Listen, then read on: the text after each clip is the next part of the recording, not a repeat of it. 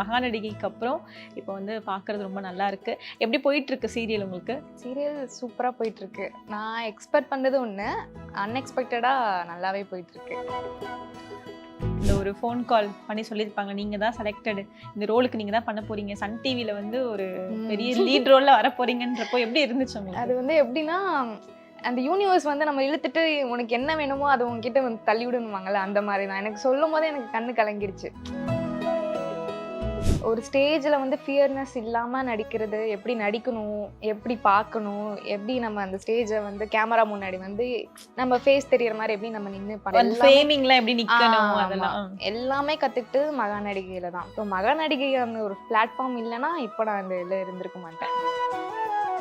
நான் வந்து சென்னை வந்து 2022 வந்தேன். எனக்கும் டேடிக்கும் அப்பப்போ ஈகோ கிளாஷ் ஆகும். காசு இல்லைப்பா, எனக்கு அமௌண்ட் அனுப்புங்க, அந்த மாதிரி நான் கேட்டதே இல்லை. எதனால அப்படி அப்பாவுக்கு வந்து உங்களுக்கு மீடியா போக விருப்பம் இல்லை? ஆமாம், நான் இப்போ வரைக்குமே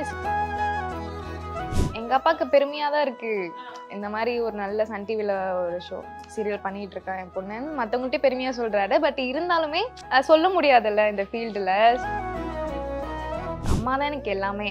ஏன்னா சின்ன வயசுலேருந்தே வந்து டேடி வந்து அப்போது நாங்கள் சேலமில் இருக்கோமோ டேடி சென்னையில் இருந்தாங்க. ஸோ எனக்கும் எல்லாருக்குமே டேட்ஸ் லிட்டில் பிரின்சஸ் தானே, அந்த மாதிரி எனக்கு இல்லவே இல்லை. எனக்கும் டேடிக்கும் அவ்வளோ கேப் இருக்கும். ஸோ மம்மி மட்டும்தான் அவ்வளோ சப்போர்ட் எனக்கு. இந்த ஃபீல்டில் வந்தது யாருக்குமே பிடிக்கல. அம்மா ஒன்று மட்டும்தான் லைஃப் என்ன ஆகும் அப்படின்னு ஒரு பயத்தில் யாருக்குமே பிடிக்கல. அம்மா மட்டும்தான் நம்பினாங்க, பொண்ணு நல்லா இருப்பா இது அப்படின்ட்டு. மகாநடிகை டைமில் நான் வின் பண்ணது எங்கள் அம்மாவுக்கு அவ்வளோ சந்தோஷம். குவிட் பண்ணலான்னு இருந்தேன், மீடியா வேணான்னு சொல்லி குவிட் பண்ணிட்டு திருப்பி பேக் டு ஐடியே போகலான்னு நினச்சேன். என்ன காரணத்துக்காக அப்படி நினச்சிங்க?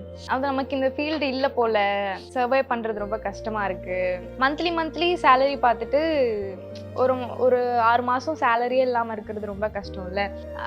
அதுவும் ப்ரொமோஷன் பண்ணி தான் இது பண்ணிகிட்டு இருந்தேன். ஸோ அப்போ அதனால்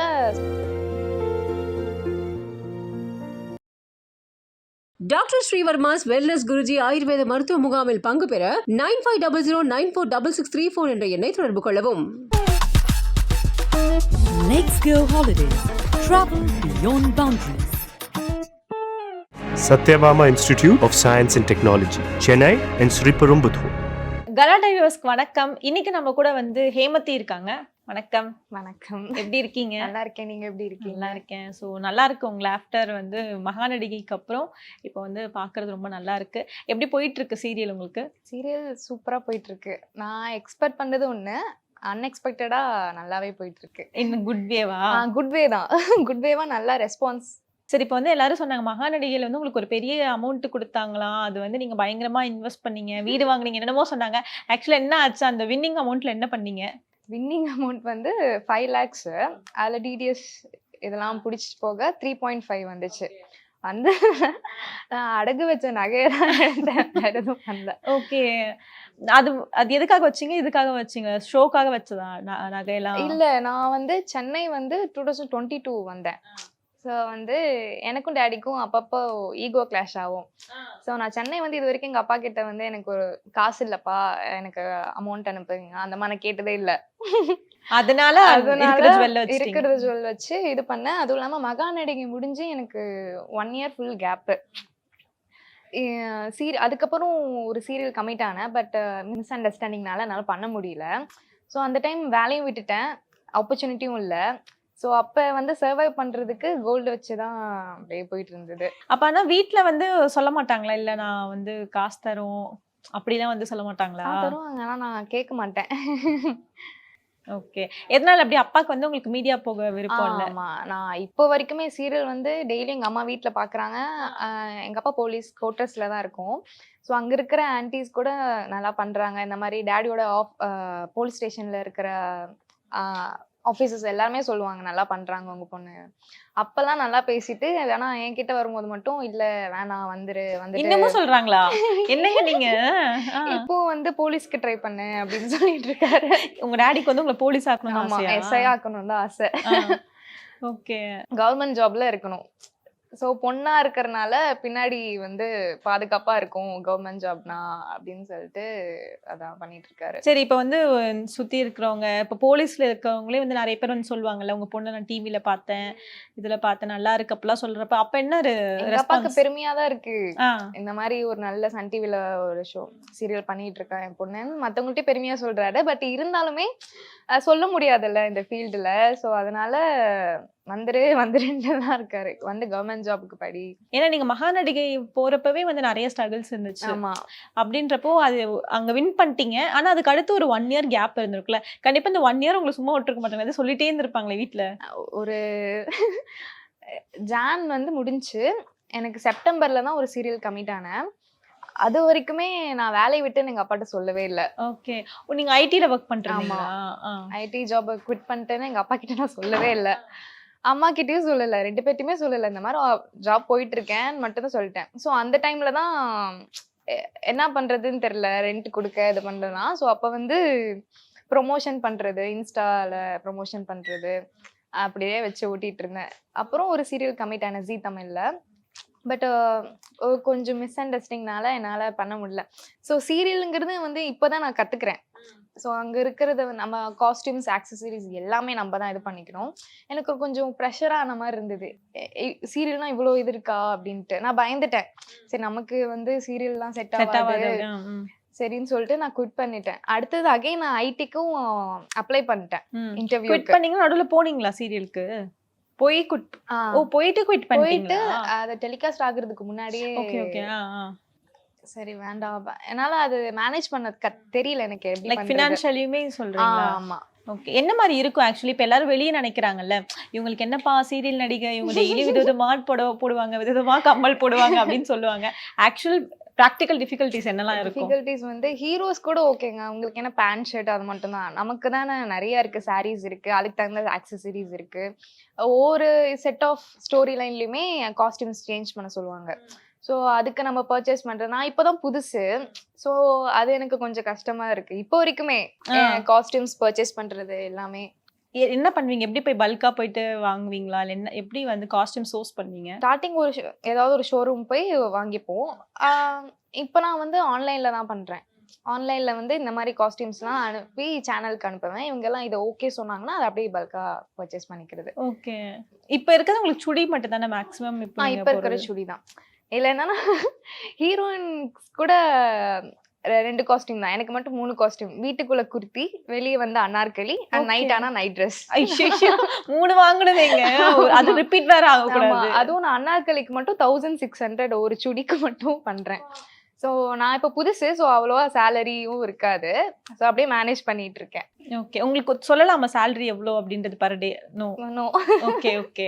சரி, அப்படின்றப்ப இப்போ உங்களோட எக்ஸ்பென்ஸே ஒரு நாளைக்கு எவ்வளோ ஆகும்? போயிட்டு வர்றதுக்கு டெய்லியுமே 1000 ஆயிடும். ட்ராவல் அலவன்ஸே 1000 ஆயிடும்.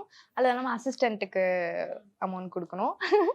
அப்புறமா நான் பர்ச்சேஸ் பண்றது வந்து அதை பல்கா வாங்குறோம்ல, ஸோ அதனால என்ன ஒரு 10K 15K அந்த மாதிரி. ஓகே.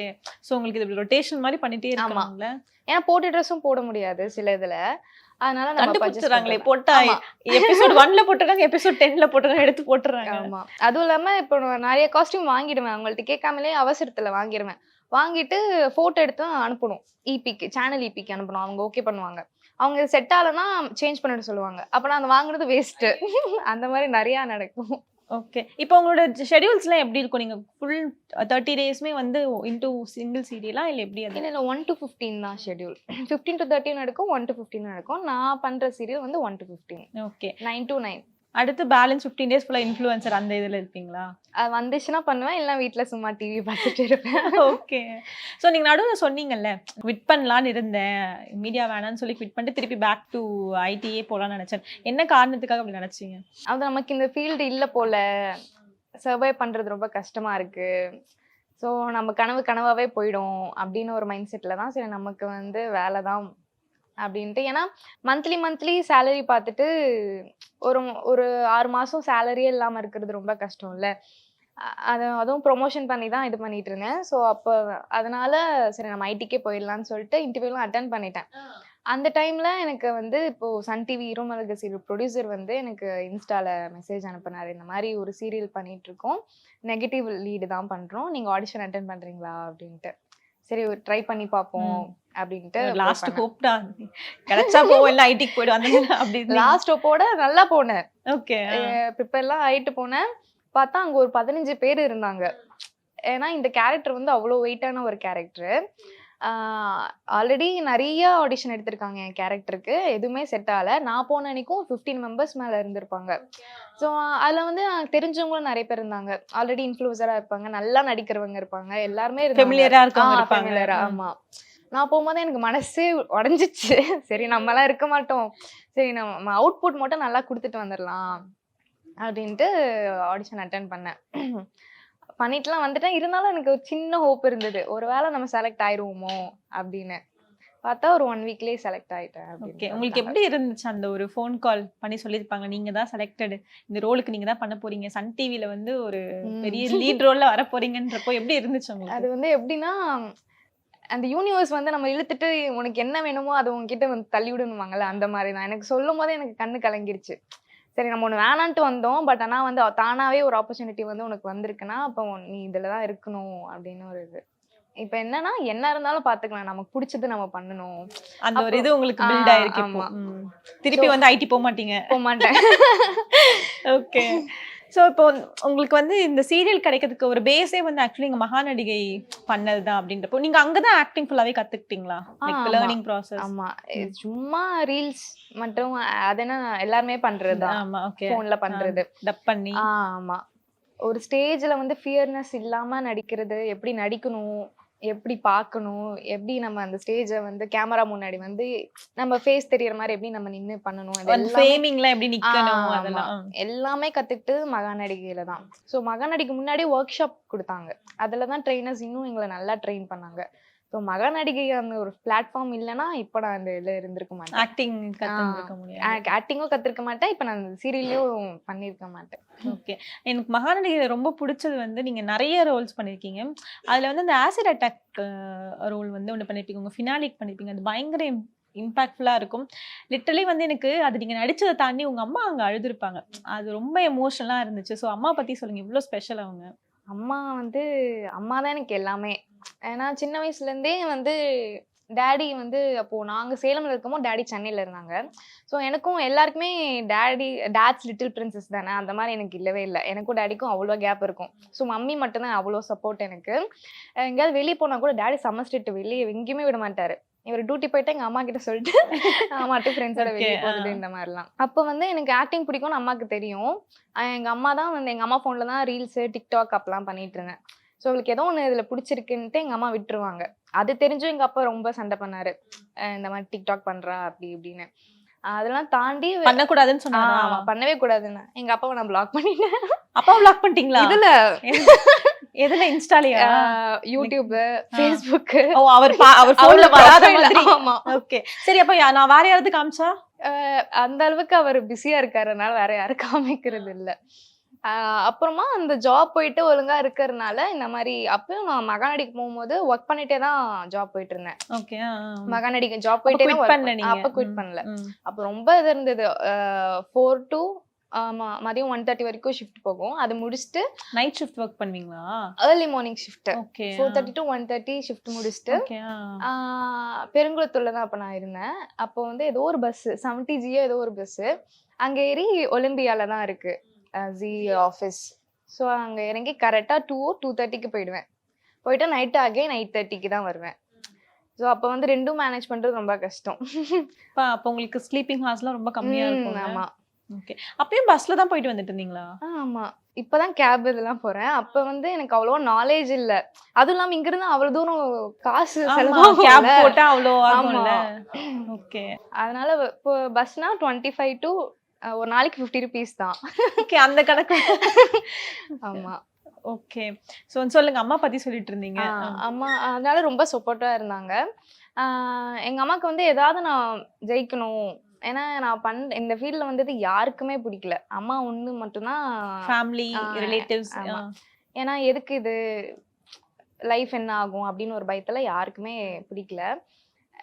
அம்மா மட்டும் தான் நம்பினாங்க என் பொண்ணு நல்லா இருப்பா இது அப்படின்ட்டு. மகாநடிகை டைம்ல நான் வின் பண்ணது எங்க அம்மாவுக்கு அவ்வளோ சந்தோஷம். அவங்களுக்கு அவ்வளோ பெருமை என் பொண்ணு வின் பண்ணிட்டா அப்படின்னு. நான் வேலை இல்லாம இருந்தபோது கூட பொறுமையா இரு, உனக்கான வாய்ப்பு கண்டிப்பா வரும்னு சேரப் பண்ணிட்டே இருப்பாங்க. ஸோ அந்த மாதிரி ஒரு என்னோட நம்பிக்கையும் எங்க அம்மாவோட நம்பிக்கையில மட்டும்தான் இப்போ நான் இருமலக சீரியல் பண்ணிட்டு இருக்கேன் நான் நினைக்கிறேன். ஸோ அப்பா இப்போ ஓகேவா? இப்போ சப்போர்ட் பண்றாரா? ஏன்னா ஆஃப்டர் அந்த மகாநடிகை வின்னரா நீங்க இருந்தீங்க. ஸோ அப்போ அந்த ஹோல் சீசன்ல இவ்வளோ பேரை தாண்டி நம்ம பொண்ணு வின் பண்ணியிருக்கான்னு ஒன்று இருந்திருக்கும்ல. ஸோ அவர் எப்படி ஃபீல் பண்ணாரு அந்த மொமெண்ட்ல? அந்த மொமெண்ட்ல